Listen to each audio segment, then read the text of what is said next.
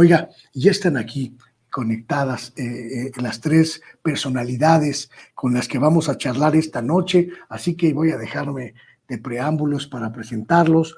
Ellos vamos a platicar ampliamente sobre estos temas que hemos planteado en este primer segmento. Está con nosotros Víctor Aramburu. Muchísimas gracias, Víctor. Un saludo cordial. Hola Luis, gusto saludarte. Ya tenía rato que no te veía. Aquí andamos hoy en ausencia de Vicente Serrano. Iba a decir en ausencia de Víctor Trujillo, a ver si no me cae un relámpago ahorita y me fulmina total y absolutamente. Estoy muy errático hoy, ¿eh? Se me hace que les voy a tener que pedir a la producción que me dé un pellizco para ver si me despierto. También está Enrique Legorreta aquí, que muy buenas noches. ¿Cómo estás, mi estimado Luis, Víctor? Un gusto saludarlos. Suelta la carcajada con eso de que nada más que te escuche te da bárbaro de bronca ahí en el estudio. Ya me está sonando el teléfono para decirme que presente mi renuncia por andar tacualeando tan feo, mi querido Quique. Muy buenas noches. Y también al doctor Isaac de Paz González. Muy buenas noches, doctor. Es primera vez que tenemos oportunidad de charlar aquí en Sin Censura. Muy buenas noches, Ciro, Joaquín. No, ¿verdad? No. Ya me contagiaste de este lapsus. No, una disculpa a los distinguidos, Víctor, y bueno, a toda la gente Sin Censura. Yo me disculpo por ti con Vicente, por este lapsus, estimado Luis Guillermo. Hasta me ofendí, sinceramente.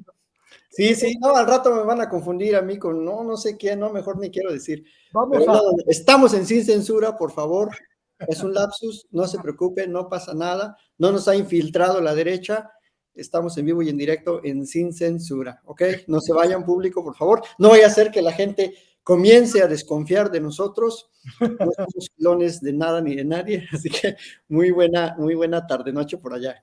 Muchísimas gracias. Sí, ya vamos a parar un poquito la broma, porque luego van a decir que nos estamos pasando al lado oscuro de la fuerza y eso jamás. Mi querido Víctor, la confrontación entre el Poder Judicial y los poderes legislativo y ejecutivo está llegando, pero en serio, están muy enojados en el Poder Judicial. Y hoy el presidente decía, pues hay que llamar a abogados de las barras, de los colegios, para preguntarles si es constitucional y legal que el Poder Judicial se quiera ostentar como una especie de suprapoder, como una especie de poder superior que se coloca por encima del legislativo y del ejecutivo, en un hecho prácticamente sin precedentes en la historia del país. ¿Cómo lo lees?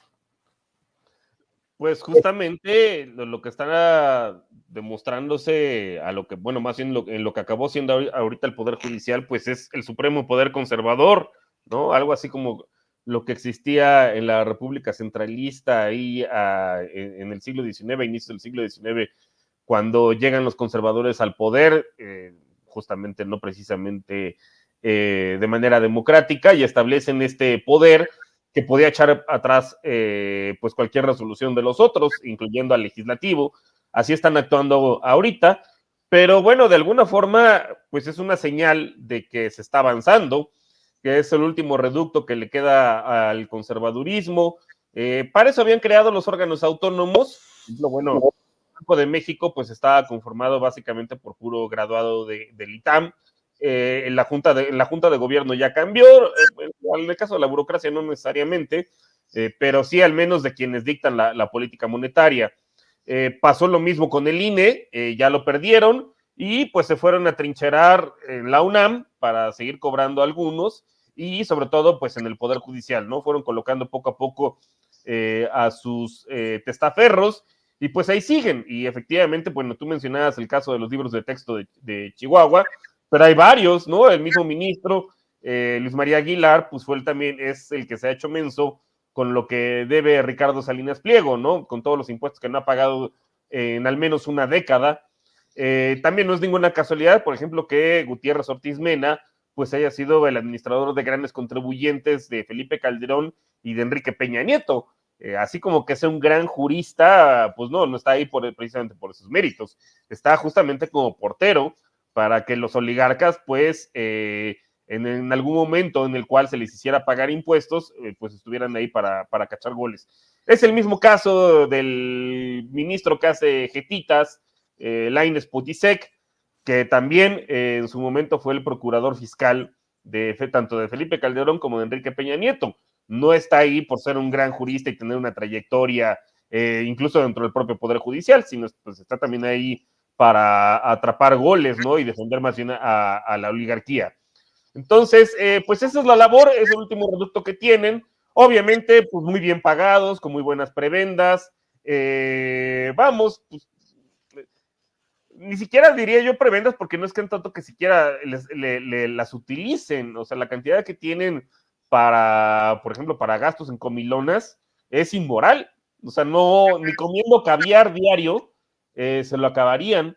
Entonces, pues más bien ahí tiene otro uso, que justamente pues es que les esté generando rendimientos y seguramente pues mucho además de los soldazos que tienen y de las prestaciones que tienen, pues seguramente adueñarse de esos recursos. Pero es lo último que les queda. Ahora, hay un problema yo creo que estructural en la abogacía mexicana.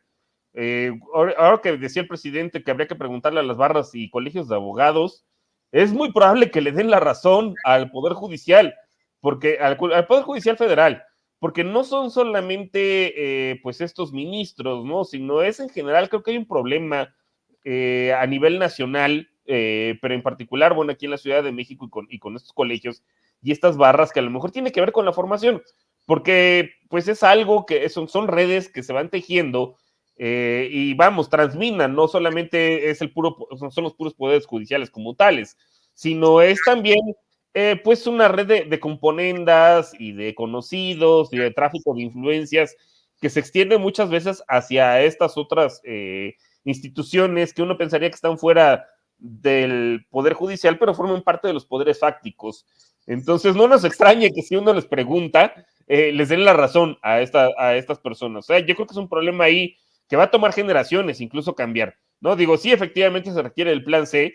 Digo, no todos los abogados evidentemente van a ser corruptos ni van a hacer uso del tráfico de influencias, pero sí es probable que haya varios, ¿no? Sobre todo de esos que cobran con taxímetro y que cobran bastante caro por sus servicios, que son los que tienden a adueñarse, pues, sobre todo de las barras y de los colegios, ¿no? Entonces, pero bueno, pues es una buena señal. Desgraciadamente, ahora sí que ellos son juez y parte. Lo más probable es que vía el PRIAN, ¿no? El PRI o el PAN, más probable el PAN, metan una controversia constitucional y acaben defendiendo sus propios privilegios y se los acaben reinstalando. Pero bueno, pues eso servirá para que se exhiban, ¿no? Como era el caso de Lorenzo Córdoba y de Ciro Murayama, que un día sí y otro también, un día en la mañana y otro día en la tarde y otro día en la noche, de manera continua, pues actuaban de manera facciosa y pues cada vez más se exhibían como que no eran ni objetivos, ni mucho menos neutrales, ¿no? Hasta que finalmente pues se les logró sacar del INE. Ahora pues queda el último reducto que, bueno, creo que hay otros, uno de ellos es el Poder Judicial Federal, pero también está el tema de todos los poderes judiciales de las entidades federativas que probablemente estén en situaciones similares y en buena parte de la impunidad y de la falta de justicia en México pues explica por ello. Y yo diría que el otro gran tema pendiente es el de las universidades autónomas, empezando por la nacional, porque ahí también existe una casta dorada que se da muchas prebendas y más bien los que hacen que no se caiga la Universidad Nacional son los profesores de cátedra que prácticamente pagan por dar clases, mientras que los otros son los que se quedan con todo el recurso. Es un proceso que ya se está investigando y sucede también con las universidades autónomas estatales. Pero bueno, pues eso es la agenda pendiente y de ahí la necesidad del plan C, es decir, de obtener una mayoría calificada para poder limpiar de una vez por todas y para siempre al Poder Judicial Federal, pasar también a los estatales y yo creo que la parte que queda pendiente es también revisar las universidades. Aquí habrá que preguntarse, Isaac, si hay la posibilidad de caer en una especie de parálisis constitucional, en una especie de guerra entre los poderes, en una suerte de batalla campal entre el poder judicial y los poderes que controla pues la mayoría de morenista, el ejecutivo y el legislativo en estos momentos, y sobre todo si podría desencadenarse una crisis institucional a partir de estas confrontaciones. Los ministros, los magistrados parecen estar furiosos y el esquema de poderes fácticos que los apoya, incluida la oligarquía económica y los medios de comunicación tradicionales, pues parecen estar decididos a todo con tal de proteger su último bastión. Sí, parece que esa es su intención. Y bueno, quiero puntualizar que, porque el público lo pregunta y tiene dudas, y responder, digamos, al planteamiento. ¿Es constitucional la supresión de los fideicomisos? Sí lo es. ¿Por qué? Porque la designación, la planeación, la diagramación, el estudio, la variabilidad, todo lo que implica trazar un presupuesto es una facultad exclusiva de la Cámara de Diputados, ni siquiera del Congreso, de la Cámara de Diputados. O sea, en esto ni siquiera opinan los senadores, ni mucho menos el Poder Ejecutivo. De hecho, algunos de esos constitucionalistas que el presidente invitó a opinar de la UNAM sostienen que ni siquiera el presupuesto puede ser vetado por el presidente. Doctrinalmente hablando, ¿no? En algunos estudios lo han dicho así. ¿Qué quiere decir esto? Pues que mucho menos el Poder Judicial puede tocar una decisión legal presupuestaria. Eso hablando de lo que dice el artículo 74 constitucional. O sea, para dejarlo bien en claro. ¿Es constitucional la supresión de los fideicomisos? Sí, sí lo es. No hay materia, no se puede entrar al fondo. Lo van a hacer, algunos ya están promoviendo sus amparos y ya están ahí agarrándose las vestiduras que casi los van a dejar en la calle para dormir con periódicos y con los perritos y que se van a quedar sin los 5 pesos que les dan de sueldo. Pues es una mentira. Esos fideicomisos no están relacionados con el sueldo, ni con la operatividad, ni con la actividad jurisdiccional, ni con la compra de computadoras, por ejemplo, el mantenimiento, ni con el gasto de los actuarios, ni con el mantenimiento de los edificios, ni nada de eso. No tiene nada que ver con la función judicial estrictamente hablando ese dinero.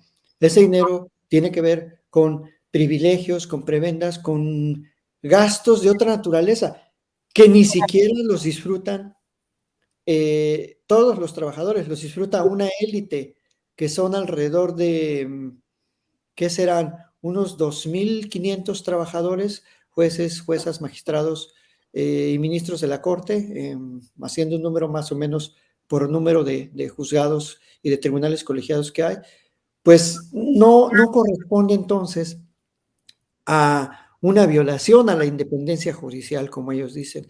Y con esto, bueno, me sumo al comentario de Víctor. Sí, hay una visión muy retrógrada, muy conservadora, muy clásica, que se quedó como en los años 60 o 70 del derecho en el mundo. Y con esa nos formaron a muchas generaciones todavía de abogados que estamos ahora ejerciendo con libros de hace 70 años. Y tristemente hay todavía compañeros, compañeras que en las aulas llegan con libros que se escribieron hace 80 o 100 años. En derecho, en derecho. Y a las pruebas me remito. Estamos enseñando el derecho en este país todavía, en algunos casos muy lamentables, con bibliografía que no tiene ya nada que ver con la realidad social, tecnológica, política, democrática de este siglo. Entonces, claro, prevalecen ideas muy antiguas del derecho como algo intocable, como algo puro, como algo que no se debe manchar, y entonces creen que la Corte va a ser esa torre de marfil que va a anular o invalidar todo lo que el presidente malo y la Cámara también muy mala hace en contra de ellos. Y se les olvida el sentido de justicia social. Esa es la gran crítica que yo le haría a mis colegas del Poder Judicial. O sea, se les olvida que es dinero público, es dinero con mucho esfuerzo de mucha gente que trabaja a diario, que en este país hay una gran inequidad de los sueldos. El presidente en la mañana hizo un cálculo de cuánto gana un ministro al mes y cuánto gana un trabajador en promedio, inscrito en el IMSS al mes, y da una desproporción de 43 veces más gana un ministro. 16,000 gana un trabajador promedio inscrito al IMSS y 700,000 gana un ministro. Ya con todas estas prestaciones, acumulaciones, compensaciones, gratificaciones, bonos y superbonos y aguinaldos, y bueno, no está para eso el servicio público de impartición de justicia. Si eso quieren hacer, que inventen algo, que hagan una empresa, pero no está para eso. Y eso se les olvida. Piensan que es dinero de ellos. Ellos no crean riqueza, sinceramente. En las universidades no creamos riqueza. O sea, estamos para dar un servicio muy digno a nuestra sociedad. Y no nos vamos a hacer ricos. Y pensar lo contrario, bueno, coincido con el presidente, sí, es como un pecado social, ¿no? Pensar que en el servicio público te vas a enriquecer o vas a conservar tus prebendas. Así que esa es mi primera intervención y pues mucho gusto de estar aquí con esta mesa. Decía el presidente también esta mañana, estimado Enrique Quique, decía el presidente esta mañana que pues una gran parte de las élites del Poder Judicial están en una especie de burbuja, en una suerte de mundo aparte, donde no tienen contacto con el pueblo, con las necesidades del pueblo y con las aspiraciones del pueblo, y que tenían pues el corazón endurecido. Y yo me pregunto si esta dureza de corazón que señalaba el presidente de la República pues es necesaria hoy para la transformación de un poder que siempre ha estado ajeno, que siempre ha sido pues un mundo aparte. Prácticamente no tienes posibilidad de encontrarte a un juez por la calle, a un magistrado jamás, a un ministro de la Corte, pero ni por equivocación. Es gente que simplemente está absolutamente lejos del resto de los mortales, a pesar de que el resto de los mortales pagamos su sueldo. Totalmente de acuerdo, Luis, y con mis compañeros, con el doctor, con Víctor. Yo creo que estamos viviendo, con ese ejemplo que tú pones, no a la mente el sexenio de Alfredo del Mazo, ¿no? Que como decían el Gasparín, porque solo aparecía en los eventos, y los ministros, los jueces, como bien señalas, parece que es eso, ¿no? Aparecen cuando pues son populares o están en tendencia, diríamos, en redes sociales respecto a lo que ocurre en el país en temas judiciales o temas que son de interés público nacional. Yo estoy contento, debo de decirlo, Luis, Víctor, Isaac, por el hecho de que estamos viendo una nueva etapa del Fuera Máscaras que inauguramos todos los mexicanos en 2018 con la elección de presidencial de ese año, porque por un lado ya tenemos un Fuera Máscaras de todos los medios de comunicación y todos estos personajes que por mucho tiempo actuaban como paladines de la información y hoy sabemos realmente sus intereses. Tenemos por otro lado el Fuera Máscaras en la política mexicana, donde tenemos el claro ejemplo del matrimonio PRI-PAN y su hijo el PRD, con respecto a lo que buscan en temas políticos y cómo se van hundiendo poco a poco como ese gran barco de Titanic, que es esta alianza putrefacta, dirían por ahí. Y ahora tenemos un cierre de sexenio bastante bueno y bastante interesante, que es el tema del Poder Judicial. Me parece realmente tristísimo la forma en que todas estas personas que están saliendo a manifestarse, como bien hablaban al principio en el programa, Luis, de cómo están siendo pues la carne de cañón, yo les podría decir de esa forma, y no se trata de que estemos exhibiendo que no se manifiesten, todos tenemos la libertad de hacerlo, y gracias a que estamos en una nueva era social, podemos tener esa facultad de estar en la calle y manifestar nuestras ideas y que no pase nada. ¿Por qué? Porque antes cuando hacíamos este tipo de manifestaciones, todos los que hemos estado cubriendo en los medios, otros de manera social en las calles, sabemos la repercusión que tenía este tipo de manifestaciones cuando era buscar apoyar un interés particular. Y hoy con el Poder Judicial, con los jueces desenmascarados, pues tenemos claro el objetivo que tienen, ¿no? Esto que está ocurriendo, este intento de querer mandar a ampararse con la eliminación de estos fideicomisos, pues va a dejar en claro de qué lado de la historia quieren estar estos personajes, ¿no? Estos ministros, estos jueces de la Suprema Corte, y yo pongo en la mesa, como bien lo señalas, ¿quién conoce, ni siquiera a los ministros de la Suprema Corte, a un juez, a un encargado de brindar justicia en su entidad? Realmente, ¿cuántos jueces hay en cada entidad?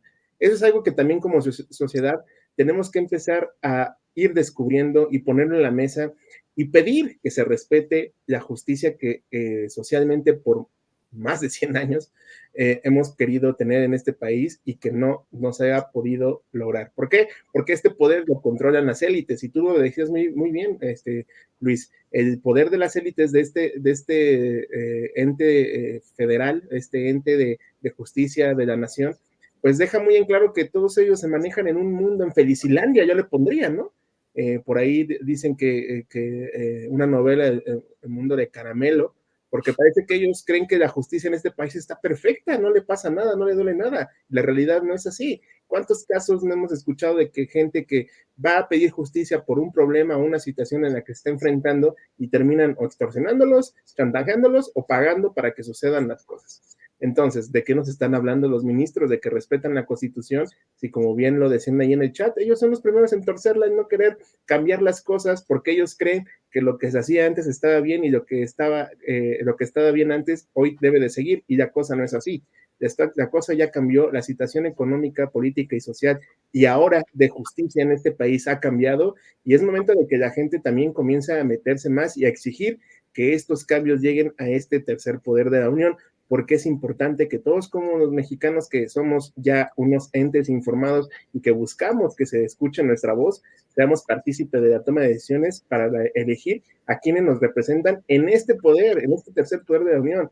Bien lo dice el presidente, si en el Congreso, en el poder en el Ejecutivo y en el Legislativo se eligen a nuestros representantes, ¿por qué en el Poder Judicial no? Así también la ciudadanía tiene la obligación de informarse a quién están postulando, o deberían de informarse a quién se podría postular, para así poder conocer a quién reclamarle cuando las cosas no están funcionando, porque muchos de los temas en cuestión de seguridad tiene que ver con decisiones de los jueces y de estas aplicaciones de la ley a su medida, que terminan perjudicando. No nos vamos tan lejos, vamos a casos tan particulares como el de García Luna y el reciente amparo que metió su esposa. Entonces, sí es momento de que la gente y nosotros como partícipes de esta democracia que estamos viviendo, entendamos que ahora el momento es de desenmascarar lo que ocurre en el Poder Judicial, y que estos fideicomisos, como en la semana estuvo hablando de que cómo es posible que más de miles de millones de pesos lleguen a un ciento de personas y solo 50 millones de pesos lleguen a más de 1,500, o sea, también hay que ser cara dura en el Poder Judicial para querer defender estos fideicomisos que al final del día benefician a uno, no beneficia ni siquiera a su plana mayor, a este brazo del poder de la justicia que hace que funcionen las cosas bien o mal, pero hacen que se trabajen, y son los que menos reciben. Entonces, es momento de dejar en claro que es un tiempo de definiciones y un tiempo de quitar máscaras a este poder judicial que está quedando de ver, sí, quedando de ver, y por lo que va a querer imponer lo que la Constitución a su medida les deje permitir, Luis. La idea de un poder judicial sano, la idea de un poder judicial ideal, se acaba de poner otra vez en el primer plano, estimado Víctor, porque esta controversia, esta confrontación nos ha hecho recordar lo podrido que está nuestro poder judicial, el fracaso total de esta reestructuración impulsada desde la época de Ernesto Zedillo, la transformación del Poder Judicial, la creación del Consejo de la Judicatura, entidad que pues no sabemos realmente para qué sirve, porque lo que se supone que tenía que hacer cuando se creó, pues quedó completamente en el olvido con lo que hoy es. Y la pregunta es, ¿qué poder judicial merecemos los mexicanos, las mexicanas? ¿Qué aparato de justicia necesitamos y al que podamos aspirar? ¿Tú qué te imaginas? ¿Tú qué te planteas ante esta cuestión. Justamente lo que comentas, pues esa reforma que hizo Ernesto Zedillo en el 94, la cual básicamente acabó con el Poder Judicial anterior, que tenía de hecho todavía más ministros y todavía eran más invisibles, pues es la que nos llevó ahora. Y justamente, pues son los estertores, ¿no? Justamente del llamado régimen de la supuesta transición a la democracia, que lo que hizo fue repartir cuotas al interior del Poder Judicial. Entonces, algunos ministros, digo, recuerdo uno que era inefable, Anguiano, que era hasta muy desagradable verlo y oírlo hablar a ese señor, ¿no? De alguna forma, como que así como se repartían las cuotas de consejeros electorales dentro del INE, y justamente, como mencionaba hace rato, creo que fue Quique, que pues al hermano menor, al PRD, siempre le tocaban menos. Algo similar hacían en el Poder Judicial. Al PRD le asignaban algunos, digo, recuerdo de general Góngora Pimentel, ¿no? Que era como un ministro ahí, cuota del PRD. A otros, otro tanto se le asignaban al PAN y otro tanto se le asignaban al PRI, más o menos, pues así operaba. Y como tú comentas, pues bueno, y de hecho, las reglas más bien favorecían eso, ¿no? Que de alguna forma reflejaran el equilibrio de poder de las legislaturas conforme se iban rotando de manera escalonada, pero justamente lo que garantiza el conservadurismo, ¿no? de ese poder judicial es que no se renuevan, ¿no? A diferencia de las legislaturas, sino que continúan. O sea, un ministro en su encargo dura 15 años, entonces, pues continúan los que representaban, digamos, a una correlación de fuerzas anterior. Entonces, pues por eso ahora seguimos cargando con jueces que fueron propuestos y aprobados por las legislaturas en tiempos de Felipe Calderón y de Enrique Peña Nieto. Y bueno, también hay que comentar alguna cosa, ¿no? Que ahorita lo mencionaba también Isaac, que bueno, al presidente López Obrador le ha tocado también proponer a algunos ministros y se le voltearon, que unos no, pero otros sí.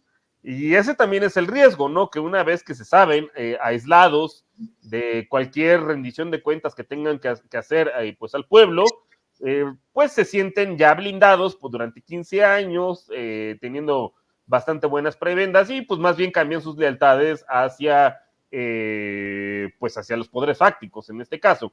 Entonces, un poder judicial ideal pues tendría que en primera instancia rendirle rendición de cuentas al pueblo, no necesariamente a los poderes fácticos, ¿no? Ni a sus patrones en las legislaturas o a sus patrones la presidencia. Eso yo creo que sería una primera característica. Por otro lado, creo que también, digo, ahí el mecanismo de nombramiento, pues habría que pensarle cuál va a ser, ¿no? Y también si se deben de mantener de manera escalonada o no, porque pues el hecho de mantenerlos de manera escalonada hace que no reflejen la correlación de fuerzas actual. Personas como el Lainez, como la misma Norma Piña, bueno, prácticamente la mayoría de los jueces actuales, pues lo que hacen es reflejar una correlación de fuerzas de varias legislaturas atrás, ¿no? Cuando todavía tenían el control el PRIAN, tanto de la presidencia como del poder legislativo. Entonces, yo creo que eso también tiene que cambiar, reflejen las nuevas correlaciones de fuerzas. Y por otro lado, que ahí sí creo que va a ser un tema generacional que comentaba Isaac hace rato, pues es el tema de la formación de los abogados. Digo, yo no soy abogado de formación inicial, pero llevé pues algunas materias de derecho y efectivamente, cuando llevé derecho administrativo por primera vez, lo llevé con un libro literalmente de hace 100 años, el Fraga, y escrito con una didáctica, con una pedagogía que era pues totalmente anacrónica, ¿no? Vamos, definir un acto administrativo por lo que no es. Entonces, yo creo que esa es la peor manera de definir una cosa, ¿no?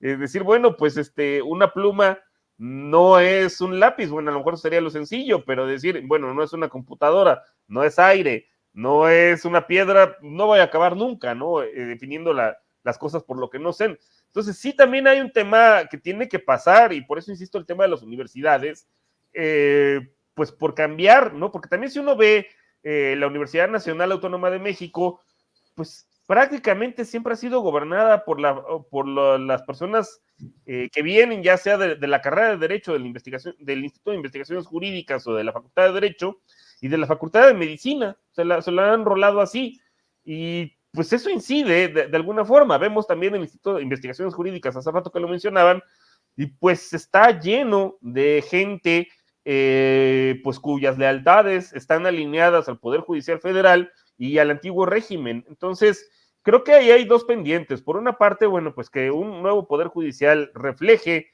y le rinda cuentas al pueblo y refleje el balance de fuerzas actual.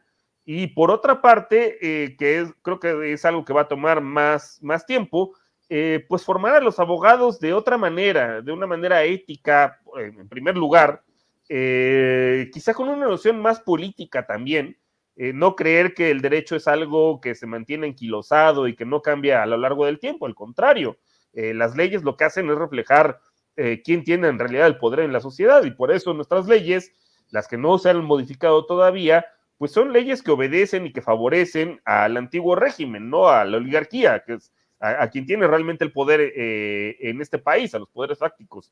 Entonces, también es una parte que creo que hay que cambiar ahí también, y es un asunto pendiente que va a tomar más tiempo, la pedagogía y la formación de los abogados en este país.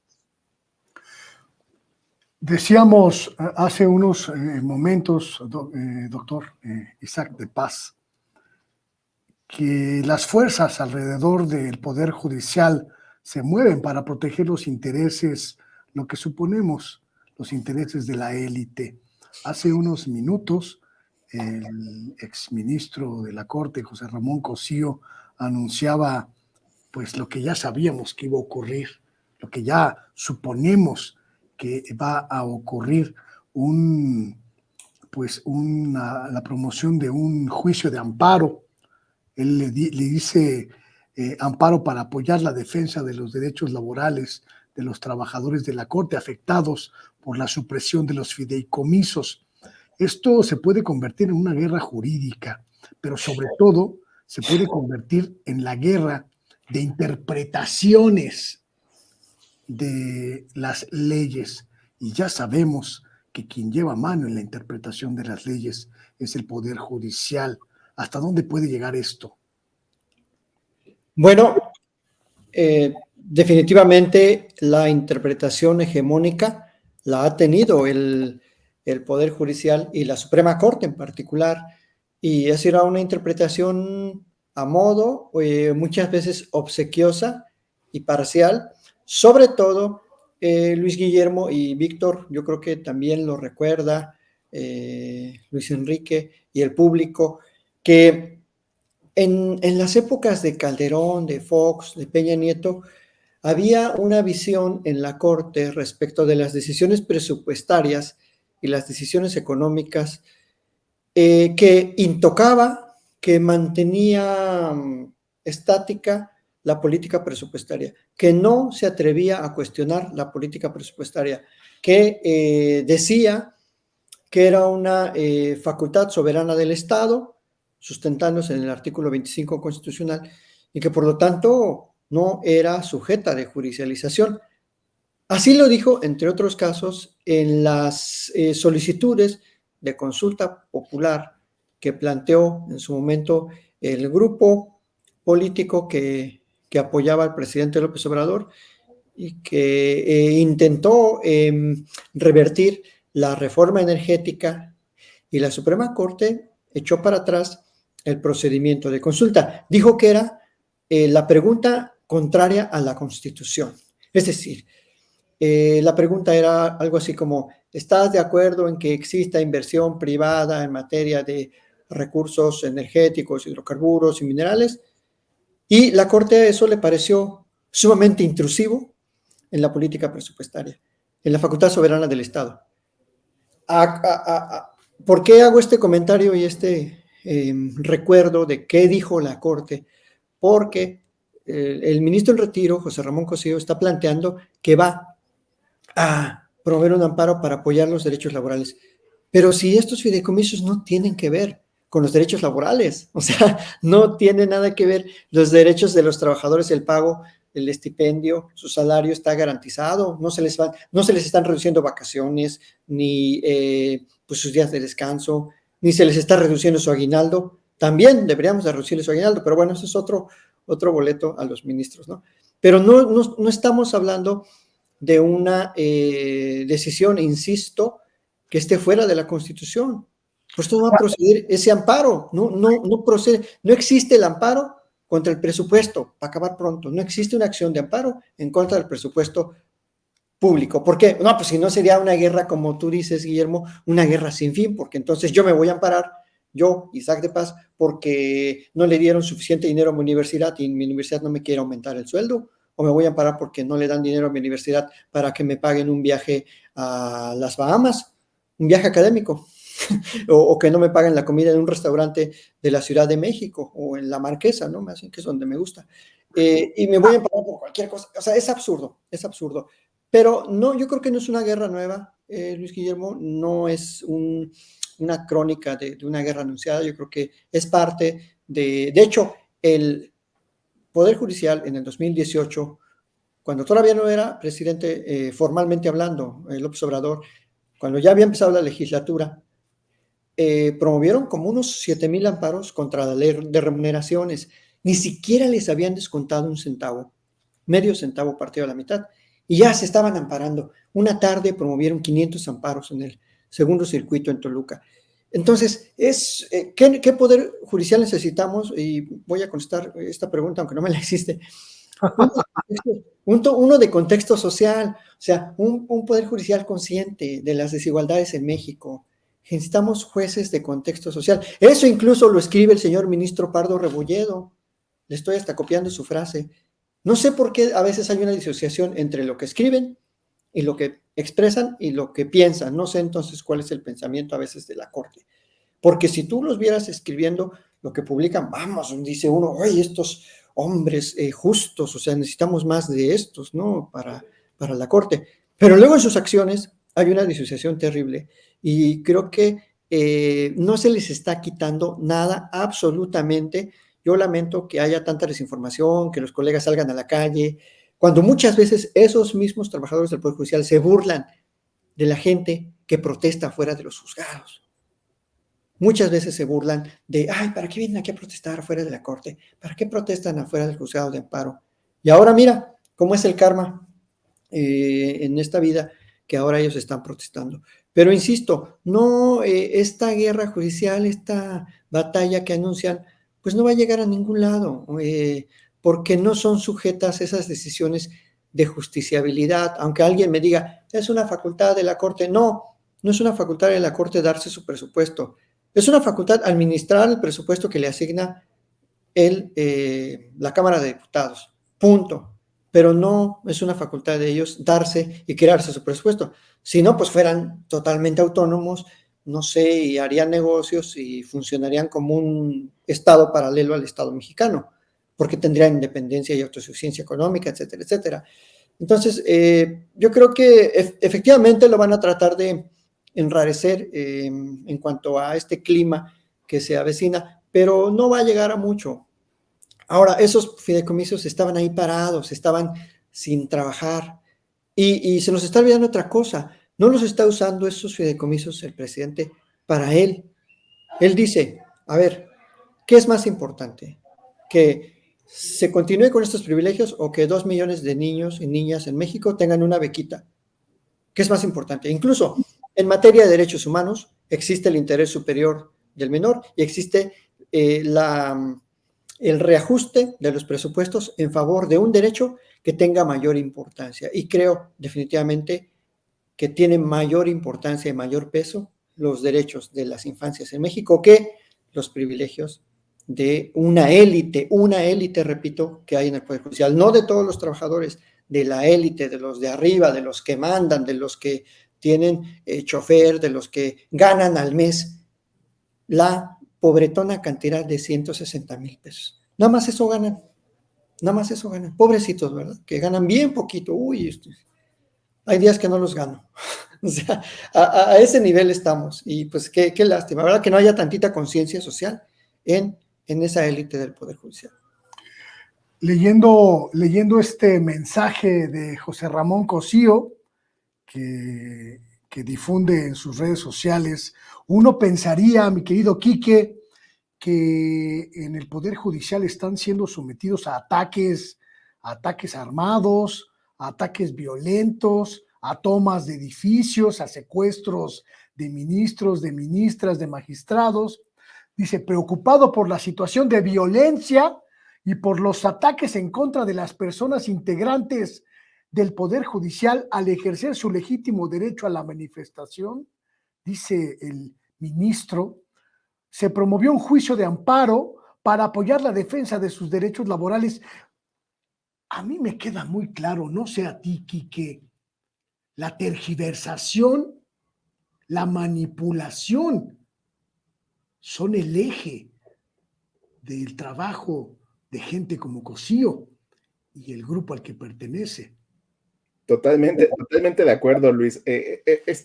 Justo también cuando estabas leyendo el título, lo estaba revisando, y, o sea, regresamos, o sea, todo lo que hemos dicho en estos bloques sobre lo que está ocurriendo con el Poder Judicial, es el mensaje de Cosío es el ejemplo claro. O sea, es realmente lo que está pasando con el uso a su favor de las leyes en este país por parte del Poder Judicial. ¿Por qué? Porque no les gustó, y realmente eso es lo que les molesta. No les gustó que exhibieran sus lujos a la opinión pública. ¿Cuántas de las personas, no de los medios, no de la gente que conocemos cómo funciona o de cierta manera tenemos noción de cómo funciona la estructura del Poder Judicial, tenemos conocimiento de lo que ocurre con el Poder Judicial? La gente, ¿cuándo la gente iba a saber cuántos millones ganan estos personajes? El presidente lo ha dicho durante estos 5 años de gobierno, pero ahora que estamos centrados en exhibir que se trata de excesos que no se tenían controlados y que la excusa que tienen es que se está afectando los derechos laborales ¿de quién? ¿De los más de 15,000 trabajadores del Poder Judicial o de los que dirigen el Poder Judicial, que son unos que otros encargados de impartir la justicia en este país?